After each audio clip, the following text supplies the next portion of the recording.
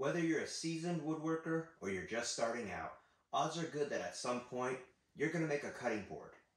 Part of a cutting board is the juice groove, and that's not always the easiest thing to do. You can make a juice groove, and there are some great tutorials out there on how to put together a fantastic juice groove jig that allows for different sizes and dimensions. But maybe you're like me and you don't have the shop space to keep making jigs and storing them, and you want something that's quick and easy, that's going to be effective and give you perfect juice grooves every time. In this video, I'm going to show you how to build, well, I guess you could call it the Poor Woodworker's Juice Groove Jig. Each section of your jig will consist of 3 pieces. The outside wall will be 2 3/4 inches wide. The inside wall will be 2 1/4 inch wide.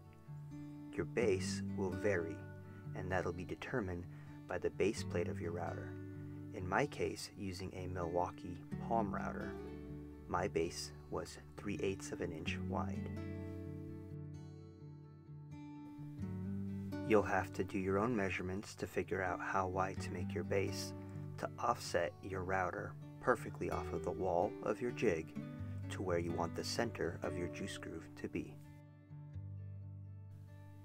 Your overall length for each of the sides will vary, and you will determine that. For my jig, the long sides were 24 inches in length, and the short sides were 16 inches in length. I found this to be the perfect size for the types of boards that I make. If you're making bigger boards, you will of course want to make your pieces longer. When you've finished up, you're going to have 2 sets for the short side and 2 sets for the long side.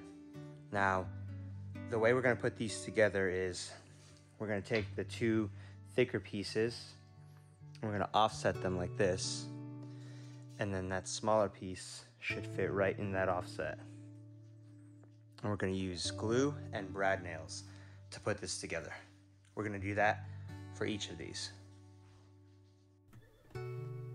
Now, I know you don't want to sit here for the next 45 minutes watching me assemble these pieces, so we'll just speed up this part of the video. What you're going to do is you're going to lay down your base piece, and you're going to clamp your outside wall to that base piece. Apply some glue to one side of your inside wall. Place it on top of the base and against the outside wall. A couple of brad nails driven through will hold it in place while the glue dries, as well as reinforcing it. Then, you're going to add a couple more brad nails just to make sure that it is 100% secured. Next, you're going to apply some glue and a couple more nails to secure the base piece into the offset of the outside and inside wall.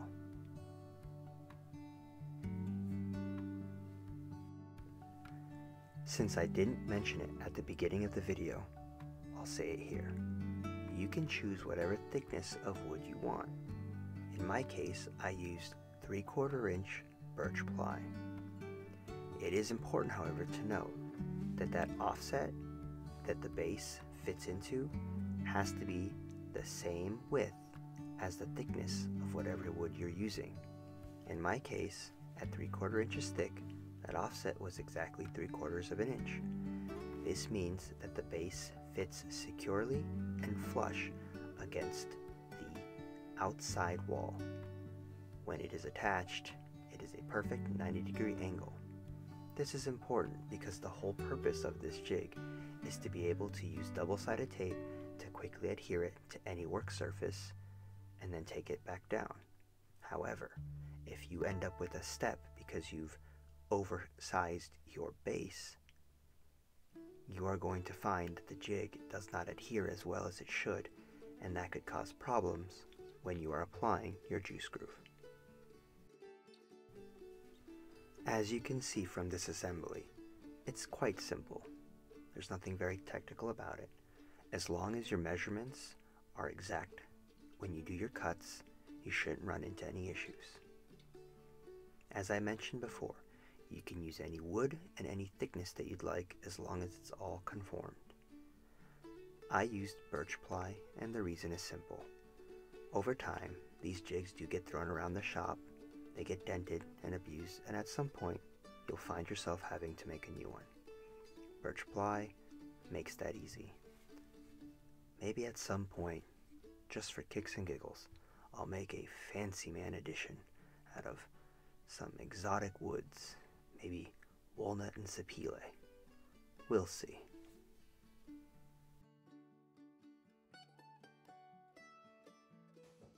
So once you have your guides finished, pretty much all you need from this point is a pair of scissors and spec tape. Now spec tape is a double-sided pressure sensitive tape, meaning that as you put pressure on it, it adheres and then fixes itself to the two surfaces. So for today's demonstration, I'm just using an already finished board, so you can kind of see how it all comes together. So your short sides are gonna go on your short sides. That's pretty easy and pretty simple, and they need to be offset. And then your long pieces are gonna go on your longer side, offset as well. And you use the board to essentially square it up. Now keep in mind, this method is just essentially a poor man's juice groove jig. It's designed to be portable if you need it to be, easy to set up, easy to take down, and easy to store. As you saw, they all nest within each other, so they're easy to just put in a drawer somewhere. And now basically what you're going to do is you're going to pick one of any sides, and you're going to start applying your spec tape.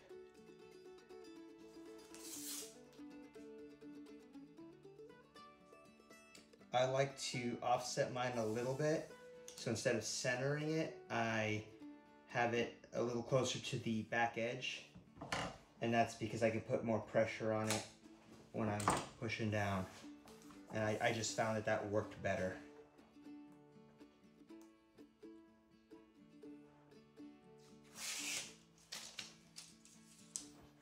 Now it's very important that you flush this up.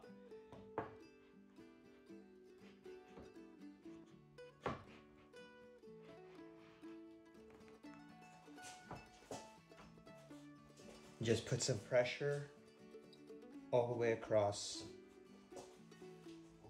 and that thing's not going anywhere. Now once you have this one in place, you move clockwise because you're building off of it. And basically you just repeat that step 3 more times.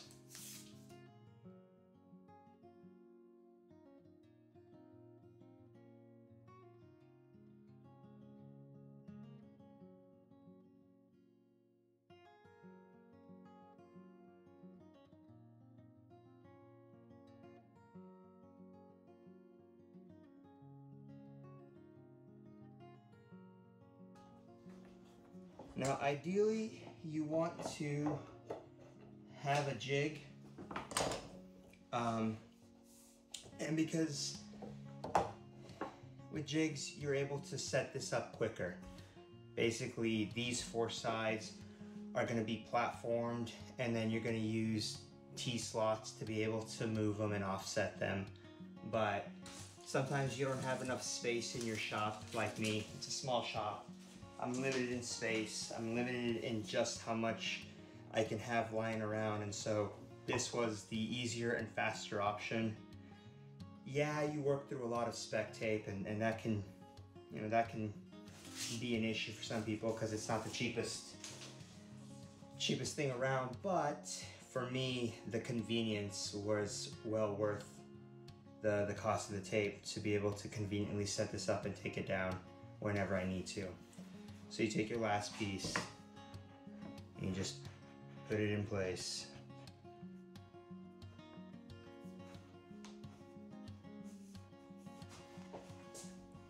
And now I see that I've got a small issue here. There's a little bit of space right here. And so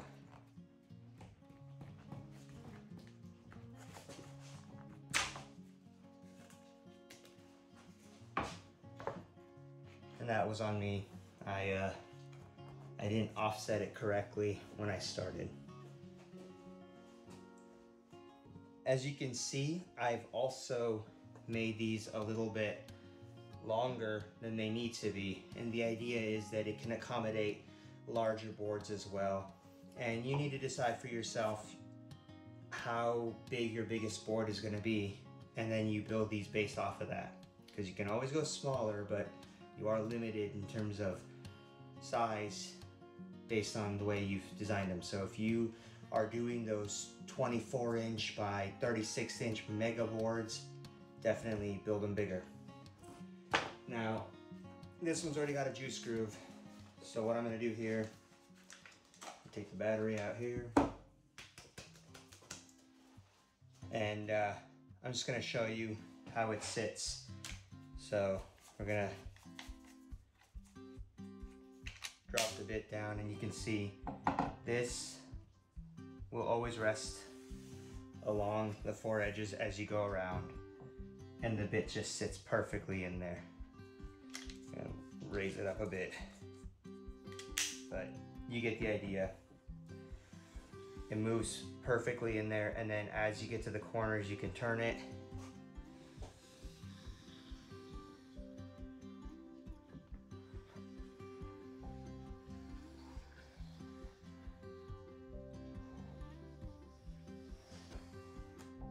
To the end. What did we hit there?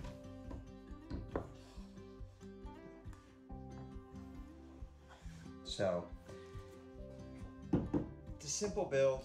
It took probably less than an hour to put together, and I mean, it's not gonna go anywhere, but when you do need to remove them, you just hold it firmly and you just kind of start to rock it back and forth, and it pops right off. And you just take your spec tape off, throw it away, and put your jig away. I want to end this video with a quick tip or hack for those who do not have spec tape or double-sided tape or just don't care to get any, and that's the classic painter's tape, CA glue, and accelerator spray. And the way this works for anyone who hasn't used it, it's pretty easy. You take a strip of tape and you put it on the bottom of your juice groove jig.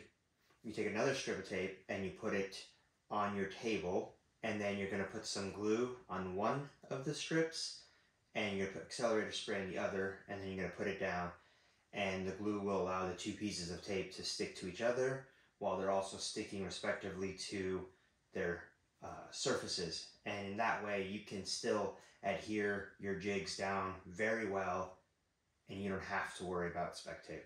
So that is I guess the tip of the day for this video.